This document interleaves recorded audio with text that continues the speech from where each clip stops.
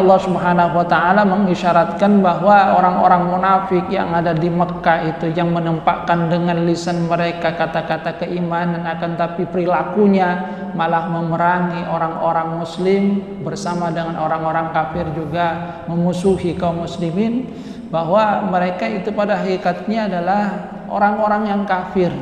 Karena perbuatan yang telah mereka lakukan sesungguhnya menunjukkan bahwa mereka tidaklah beriman kepada Allah dan Rasul-Nya. Kalau mereka itu benar-benar beriman kepada Allah dan Rasul-Nya, pasti mereka tidak akan berbuat seperti tadi, bersama dengan orang-orang kafir, tinggal bersama dengan orang-orang kafir, memerangi kaum muslimin, memusuhi kaum muslimin. Itu kalau mereka beriman. Jadi apa yang ditampakkan oleh lisan mereka sesungguhnya bertentangan dengan apa yang mereka lakukan dalam prakteknya yang memusuhi kaum muslimin. Bagaimana mungkin ada orang yang beriman kemudian memusuhi orang yang beriman?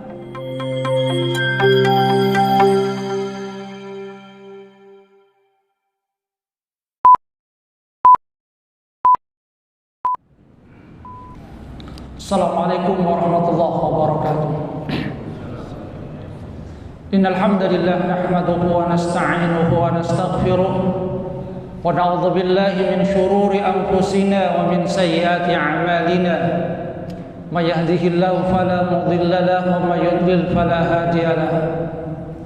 Ashhadu an la ilaha illallah wahdahu la syarika lahu وأشهد أن محمدا عبده ورسوله لا نبي بعده اللهم صل على محمد وعلى آل محمد كما صليت على آل إبراهيم وبارك على محمد وعلى آل محمد كما باركت على آل إبراهيم في العالمين إنك حميد مجيد رب اشرح لي صدري ويسر لي أمري wahlul 'uqdatam min lisani yafqahu qawli, amma ba'du. Hadirin jamaah salat subuh rahimakumullah. Alhamdulillah atas karunia Allah Subhanahu wa taala. Allah masih memberikan kita nikmatul iman wal Islam sehingga kita bisa melangkahkan kaki ke masjid ini, menghambakan diri kepada Allah Subhanahu wa taala, menyambut seruan muadzin. Di sholat subuh itu kita mendengar muadzin mengatakan hayya 'alas shalah, hayya 'alal falah, kemudian as-shalatu khairum minan naum. Salat itu lebih baik daripada tidur. Kenapa dikatakan bahwasanya as-shalatu khairum minan naum? Pertama karena salat itu adalah memenuhi panggilan Allah Subhanahu wa taala. Karena muadzin itu memanggil atas nama Allah Subhanahu wa taala. As-shalatu khairun minan naum, hayya 'alas shalah, ayo salat. Ayo menuju kemenangan. Dan sesungguhnya kita dijanjikan pahala yang besar oleh Allah Subhanahu wa taala dalam ibadah yang kita lakukan. Bahkan salat sunnah dari subuh, qablatus subhi, rakaatul fajri khairum minad dunya wa ma fiha. 2 rakaat sebelum subuh, rakaat fajar itu lebih baik daripada dunia dan isinya. Ini salat sunnahnya saja lebih baik daripada dunia dan isinya. Cuma karena memang ini adalah sesuatu yang gaib, yang tidak kelihatan, maka hanya mereka yang meyakini, yang diberikan keimanan, yang akan menyambut panggilan dari Allah Subhanahu wa taala. Beda kalau pahalanya itu kelihatan.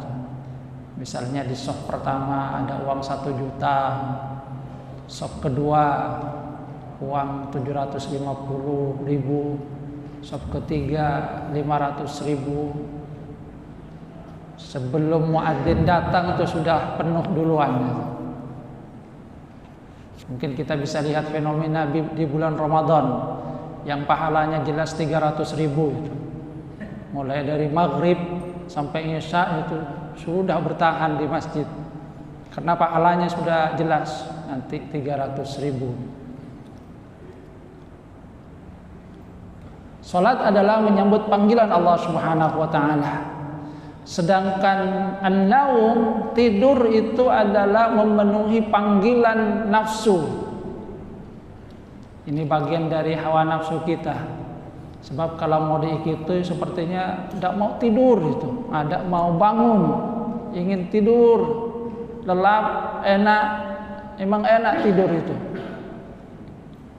Apalagi kemudian habis begadang, alarm berbunyi kadang kemudian dimatikan lagi, dibangun mematikan alarm, memenuhi panggilan nafsu, itu yang pertama.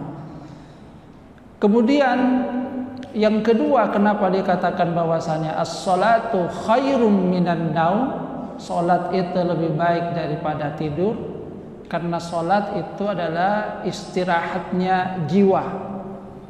Lewat salat kemudian kita mengistirahatkan jiwa kita. Kita mengadukan semua persoalan kepada Allah Subhanahu wa taala, menghadapkan diri kita kepada Allah Subhanahu wa taala. Yang insyaallah dari situ kemudian kita akan mendapatkan ketenangan. Jadi istirahatnya jiwa, makanan dari jiwa itu salat. Makanya Rasulullah SAW itu sangat senang sekali ketika sudah adzan, arihni, istirahatkan aku wahai Bilal dengan salat.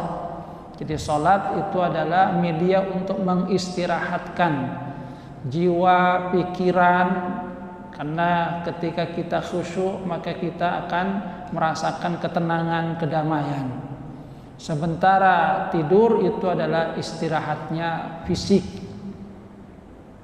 dan itu ada kebutuhan tertentu, ada kecukupan. Kalau tidurnya berkualitas dalam jangka waktu sebentar, insya Allah sudah terpenuhi. Itu kenapa dikatakan bahwasanya as-salatu khairum minan naum, salat itu lebih baik daripada tidur. Dan yang ketiga, salat itu adalah amalu ahlil jannah. Ibadah itu adalah pekerjaan ahli surga. Di surga kita banyak beribadah kepada Allah Subhanahu wa taala. Sementara an-naum amalu ahli dunia. Tidur itu adalah pekerjaannya orang-orang yang ada di dunia. Karena nanti di akhirat orang yang masuk surga itu tidaklah tidur. Ketika Rasulullah SAW ditanya oleh para sahabat, apakah nanti di surga itu tidur ya Rasul? Maka Rasulullah SAW menyatakan, an-naum akhul maut. Tidur itu saudaranya mati. Makanya kalau kita bangun tidur, kita alhamdulillahilladzi ahyana ba'dama amatana wa ilaihin nusyur. Segala puji bagi Allah yang telah menghidupkan kami sesudah mati, dan hanya kepada Allah kita kembali. An-naum akhul maut, kata Rasulullah. Tidur itu ya saudaranya mati. Wala yanamu ahlul jannah, dan ahli surga itu tidaklah tidur, karena tidak ada rasa capek nanti. Kita tidak akan merasakan capek di surga, di akhirat nanti. Yang ada adalah kita menikmati berbagai karunia dari Allah Subhanahu wa taala. Kita hanya beribadah, kita mendapatkan berbagai kenikmatan yang ada di surga. Hadirin jemaah rahimakumullah, kita lanjutkan kajian dari tafsir Al-Qur'an. Firman Allah Subhanahu wa taala, a'udzubillahi minasyaitonir rajim, di ayat di surah An-Nisa mulai dari ayat 88 sampai 91. A'udzubillahi minasyaitonir rajim. Fama lakum fil munafiqina fi'ataini wallahu arkasahum bima kasabu aturiduna an tahdu man adallallah wa may yudlilillah falan tajida lahu sabila. Kenapa kalian itu terbagi menjadi dua golongan ketika menghadapi orang-orang munafik? Padahal Allah sudah membalikkan mereka kepada kekufuran disebabkan dari apa yang telah mereka lakukan. Aturiduna an tahdu man adallallah, apakah kalian ingin memberikan petunjuk kepada orang yang dibiarkan sesat oleh Allah? Wa may yudlilillah falan tajida lahu sabila, siapa yang dibiarkan sesat oleh Allah, maka kamu tidak akan mendapatkan bagi mereka jalan untuk mendapatkan petunjuk dari Allah Subhanahu wa taala. Ayat ini turun, kata para ulama, adalah berkaitan dengan orang-orang yang ketika mereka itu di Mekah menampakkan keislamannya, akan tetapi mereka tidak ikut berhijrah bersama dengan Rasulullah sallallahu alaihi wasallam, bahkan mereka ikut bersama dengan orang-orang kafir yang memusuhi Rasulullah sallallahu alaihi wasallam, memerangi Rasulullah sallallahu alaihi wasallam dan para sahabat. Yang pada satu kesempatan mereka kemudian pergi ke Madinah. Tujuannya di situ mereka ingin mendapatkan keamanan. Jadi di Mekah mereka bersama dengan orang-orang kafir, membantu orang-orang kafir memerangi Rasulullah sallallahu alaihi wasallam. Di lisan mereka itu mengucapkan kata-kata keimanan, sehingga mereka mengharapkan ketika tiba di Madinah mereka juga mendapatkan perlindungan dari Rasulullah sallallahu alaihi wasallam dan para sahabat. Sehingga menghadapi mereka, kaum muslimin kemudian berbeda pendapat. Ada yang menyatakan bahwa mereka itu perlu dilindungi, ada yang mengatakan tidak bisa, mereka itu kan memerangi kita, memusuhi kita. Walaupun lisannya mengucapkan kata-kata iman, akan tapi perilaku mereka menunjukkan bahwa keimanan itu tidak betul, karena mereka bersama dengan orang-orang kafir memusuhi kita, memerangi kita. Maka kemudian Allah Subhanahu wa taala menyatakan di dalam ayat ini, "Fama lakum fil munafiqina fi'atain." Kenapa kalian itu berbeda pendapat, menjadi dua golongan ketika menyikapi orang-orang munafik ini? Yang satu mengatakan bahwasanya mereka itu perlu dibela, yang satunya menyatakan tidak perlu karena mereka memerangi kita. Maka Allah Subhanahu wa taala memberikan petunjuk kepada kaum muslimin. Wallahu arkasahum bima kasabu. Padahal Allah telah membalikkan mereka kepada kekufuran karena apa yang telah mereka lakukan. Jadi di dalam ayat ini Allah Subhanahu wa taala mengisyaratkan bahwa orang-orang munafik yang ada di Mekah itu, yang menampakkan dengan lisan mereka kata-kata keimanan, akan tapi perilakunya malah memerangi orang-orang muslim, bersama dengan orang-orang kafir juga memusuhi kaum muslimin, bahwa mereka itu pada hakikatnya adalah orang-orang yang kafir, karena perbuatan yang telah mereka lakukan sesungguhnya menunjukkan bahwa mereka tidaklah beriman kepada Allah dan Rasul-Nya. Kalau mereka itu benar-benar beriman kepada Allah dan Rasul-Nya, pasti mereka tidak akan berbuat seperti tadi, bersama dengan orang-orang kafir, tinggal bersama dengan orang-orang kafir, memerangi kaum muslimin, memusuhi kaum muslimin. Itu kalau mereka beriman. Jadi apa yang ditampakkan oleh lisan mereka sesungguhnya bertentangan dengan apa yang mereka lakukan dalam prakteknya yang memusuhi kaum muslimin.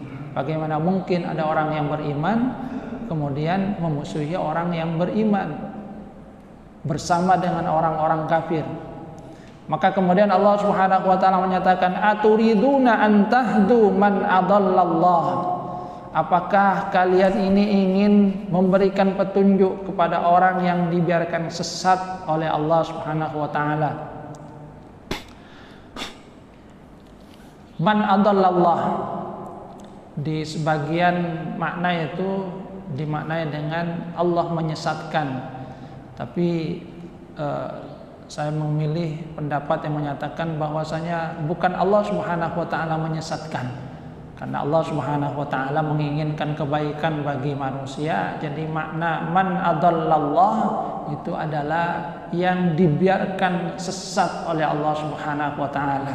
Allah sesungguhnya menginginkan mereka mendapatkan petunjuk, akan tetapi mereka tidak mau untuk mendapatkan petunjuk.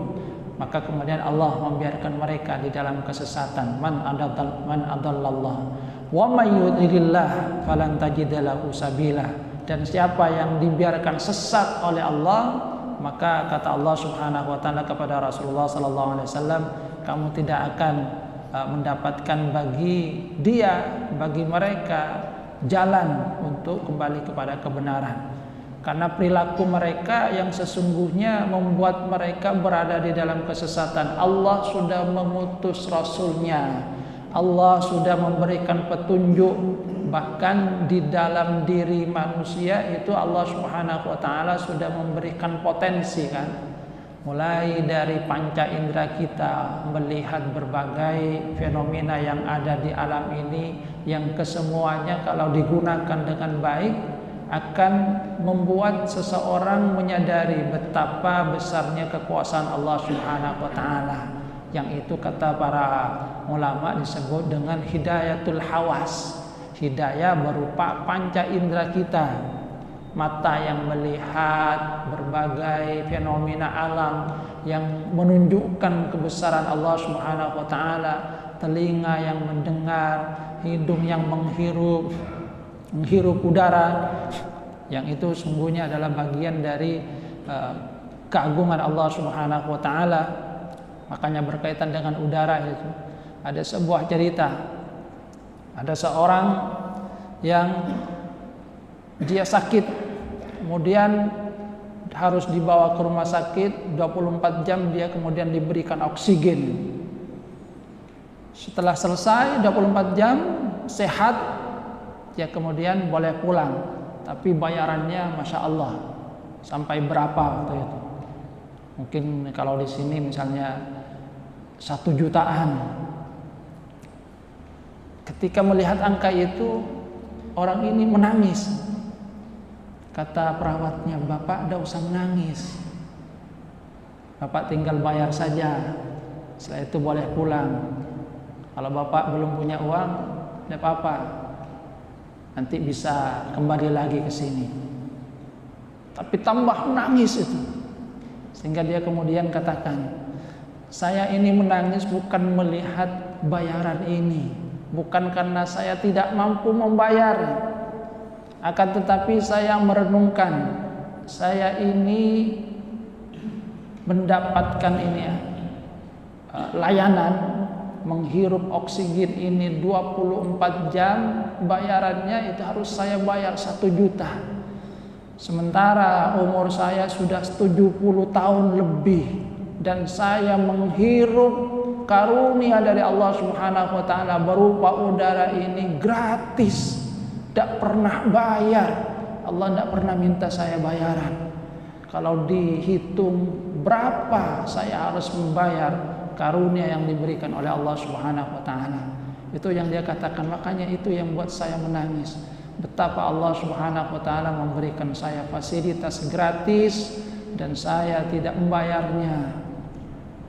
Kalau saya membayar 1 hari 1 malam seperti ini 1 juta, berapa juta yang harus saya keluarkan untuk membayar untuk udara saja? Hidayatul hawas.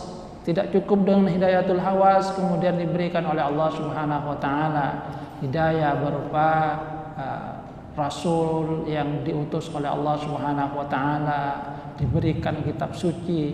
Semuanya sesungguhnya adalah bagaimana Allah menginginkan agar setiap kita mendapatkan petunjuknya.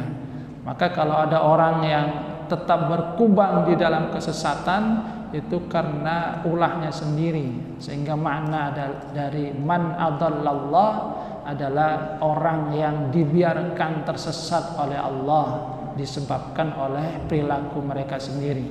Wa may yudlilillah falan tajid lahu sabila. Dan siapa yang dibiarkan oleh Allah Subhanahu wa taala dalam keadaan sesat, maka kata Allah Subhanahu wa taala kepada Rasulullah, kamu tidak akan mendapatkan jalan bagi mereka. Waddu law takfuruna kama kafaru fatakununa sawa'an. Bahkan setelah itu Allah Subhanahu wa taala mengungkapkan keinginan dari orang-orang munafik tadi. Apa keinginan dari orang-orang munafik?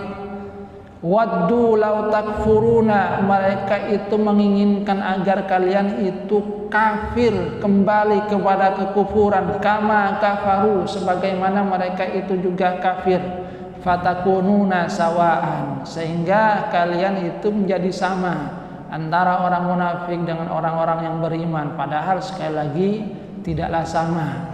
Yang satu hanya menampakkan keimanan lewat lisan, akan tapi hati tidak membenarkan apa yang dibawa oleh Rasulullah sallallahu alaihi wasallam. Sementara orang-orang mukmin itu mengimani apa yang dibawa oleh Rasulullah sallallahu alaihi wasallam zahiran wa batinan, lahir dan batin. Lisan mereka benar-benar mengucapkan kalimat iman, asyhadu an la ilaha illallah wa asyhadu anna muhammadar rasulullah.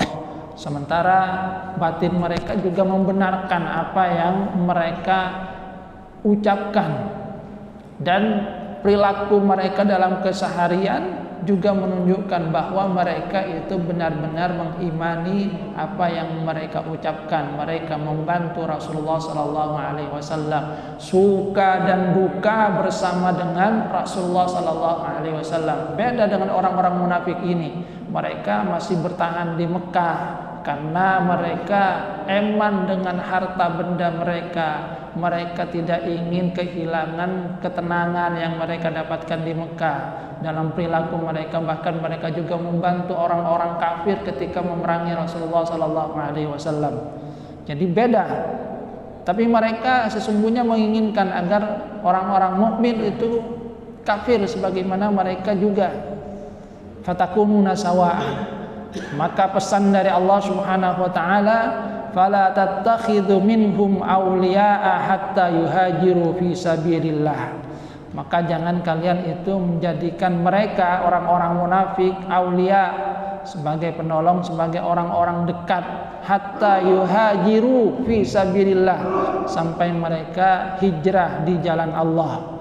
Artinya kalau memang mereka benar-benar beriman, maka mereka akan rela meninggalkan kesenangan mereka yang ada di kota Mekah, hijrah bersama dengan Rasulullah sallallahu alaihi wasallam.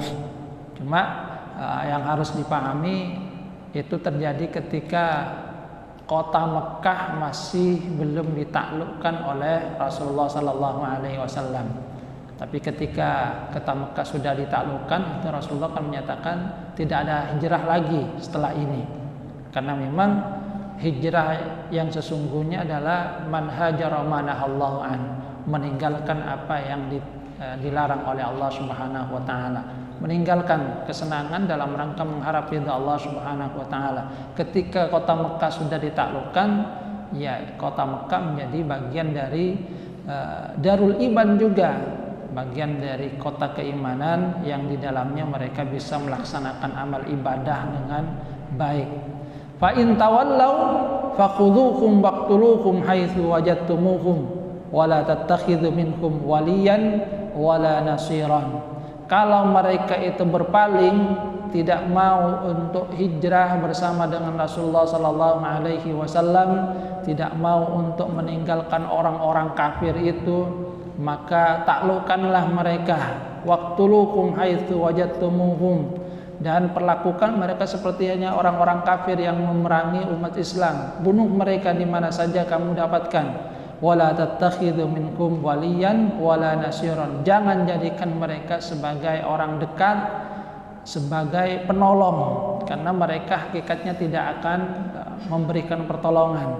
Mereka akan menjadi musuh di dalam selimut.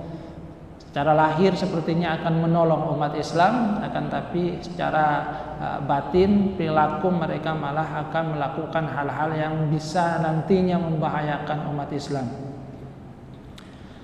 Illal ladzina yasiluna ila qaumin bainakum wa bainakum mitsaq aw ja'ukum hasirat suduruhum ayuqatilukum aw yuqatilu qaumahum.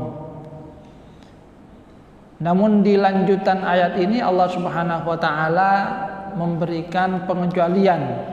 Pengecualian ini kata Syekh Wabazuaili, pertama illal ladzina yasfiluna ila qaumin bainakum wa bainahum mitsaq.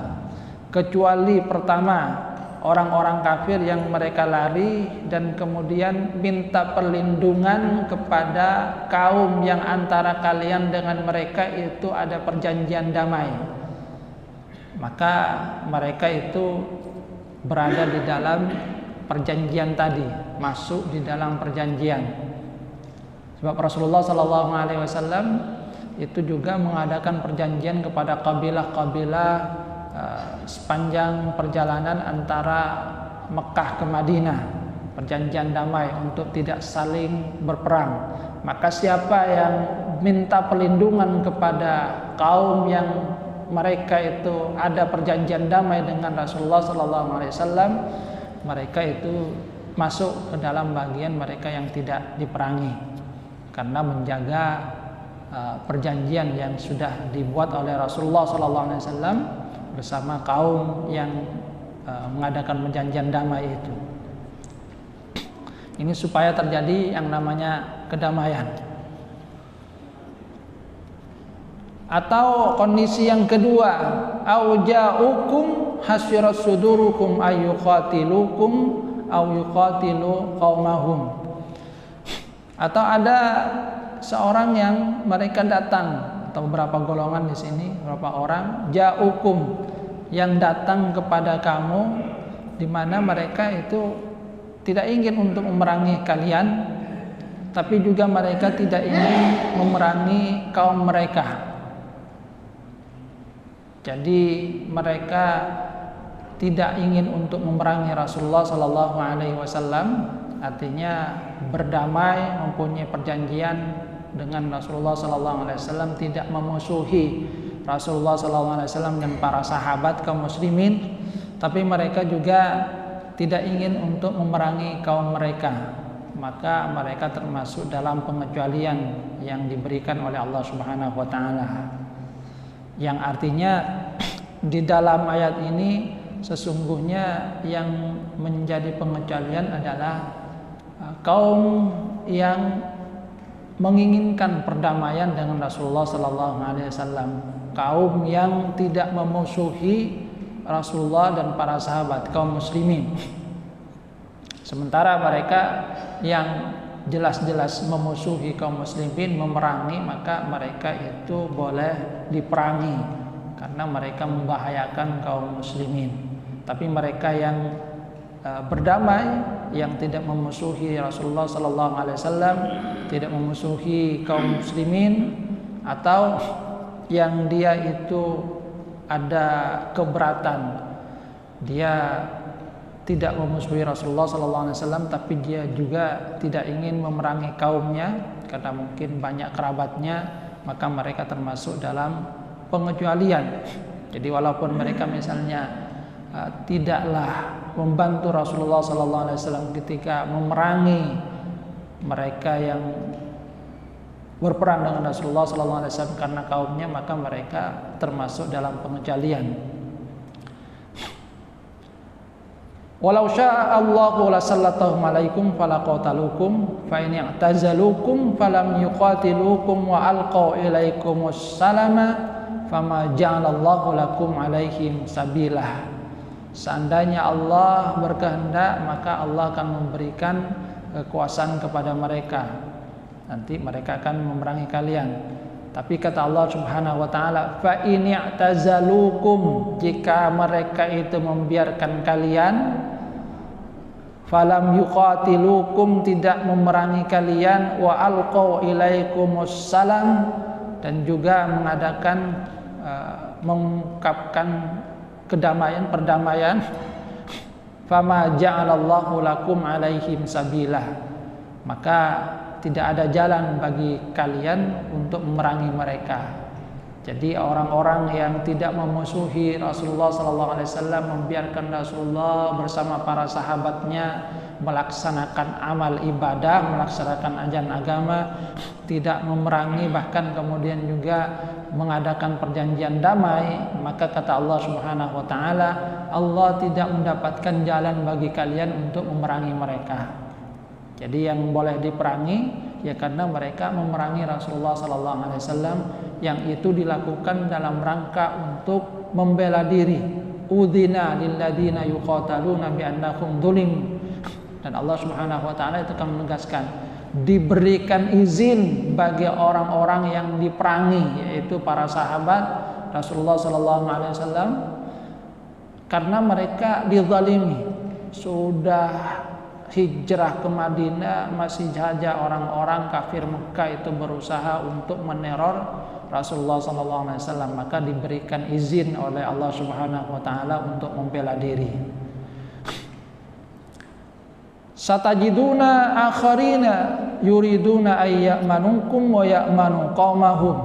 Tapi kamu juga akan mendapatkan ada golongan yang lain, yuriduna ayyamanukum wa ya'manu qaumahum, yang mereka ingin untuk mendapatkan keamanan dari kalian dan juga mendapatkan keamanan dari orang-orang kafir itu.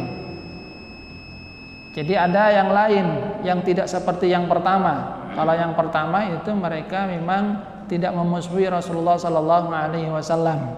Tapi ada golongan yang lain yang mereka hanya ingin mendapatkan keamanan dari Rasulullah dan para sahabat supaya mendapatkan keamanan, tidak dimusuhi.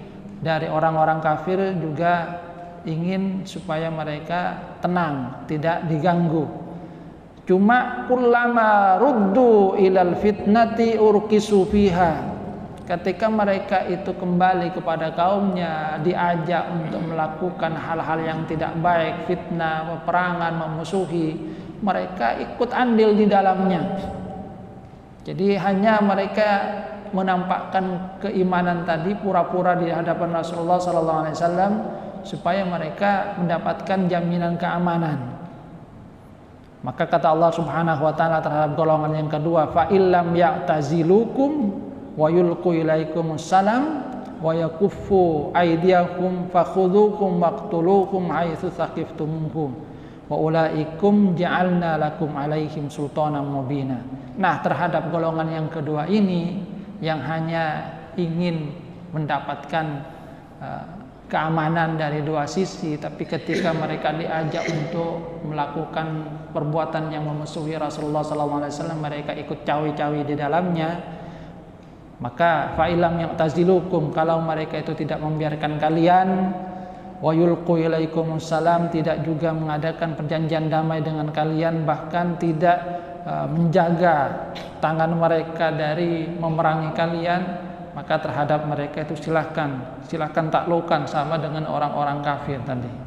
Waqtuluhum haitsu thaqiftumuhum wa ulaikum ja'alna lakum alaihim sultanan mubina. Jadi ada jalan, mereka diperlakukan seperti hanya orang-orang kafir. Karena memang ada dari sebagian yang hanya ingin untuk mendapatkan keuntungan itu, mendekati kaum mukminin supaya mendapatkan keuntungan. Tapi mereka sesungguhnya pada hakikatnya sama dengan orang-orang kafir. Ketika mereka kembali diajak untuk memusuhi Rasulullah, memerangi, mereka ikut di dalamnya. Tapi ketika bertemu dengan Rasulullah, mereka pura-pura ingin melakukan yang baik. Nah, terhadap yang seperti ini kata Allah Subhanahu wa taala, wa ulaikum ja'alna lakum alaihim sultanan mubina. Allah memberikan kekuasaan kepada kalian untuk apa? Untuk memerangi mereka, karena jelas bahwa tujuan mereka itu mendekati Rasulullah dan kaum muslimin hanya ingin untuk mendapatkan perlindungan, tapi perilaku mereka sesungguhnya memusuhi Rasulullah SAW. Ketika mereka bersama dengan orang-orang kafir, mereka juga ikut di dalam perbuatan yang memerangi dan memusuhi Rasulullah SAW. Dan memang seperti itulah munafik, menampakkan sesuatu dalam rangka untuk mendapatkan kepentingan mereka sendiri. Di hadapan kaum muslimin mereka menyatakan iman, tapi ketika kembali kepada orang kafir mereka berkata, nahnu ma'akum innama nahnu mustahzi'un. Kami bersama dengan kalian, kami hanya berolok-olok saja. Itu kaum munafikin. Maka petunjuk yang diberikan oleh Allah Subhanahu wa taala adalah seperti tadi. Hadirin jamaah rahmatullah, ini saja yang dapat saya sampaikan pada kesempatan kali ini. Mudah-mudahan ada manfaatnya. Kurang lebihnya mohon maaf. Wabillahi taufiq wal hidayah wa ridwan inayah. Assalamualaikum warahmatullahi wabarakatuh.